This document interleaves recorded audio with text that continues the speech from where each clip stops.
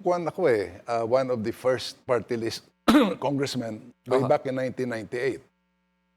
We were number 2, yung ABA. Minimal po yung yung registration fee sa COMELEC. I think we only had to pay that. Tapos may publication requirement. So that was all. Unlike yung narinig namin ngayon, similar to what Professor Aro has said, by the hundreds of thousands, if not millions. Oh, yung sa inyo, minimum mo, around 10,000 rin ba ho yung mga ganun? Noon talaga, that was the requirement legal requirement of COMELEC. Pero ngayon, hindi lang yun ang hindi lang po yun ang binabayaran.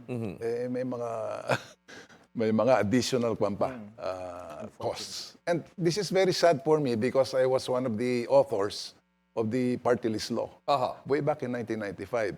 And what is happening now, as was reported by Professor Arau, talagang taliwas. It's a radical departure, if not a total in total opposition to the objectives of that original party list law. Para lang talaga sa kwento underrepresented at marginalized. Ang nangyayari ngayon, yung marginalized na, kulang pa sa representasyon, lalo po silang na-marginalize. Even in the application. Correct.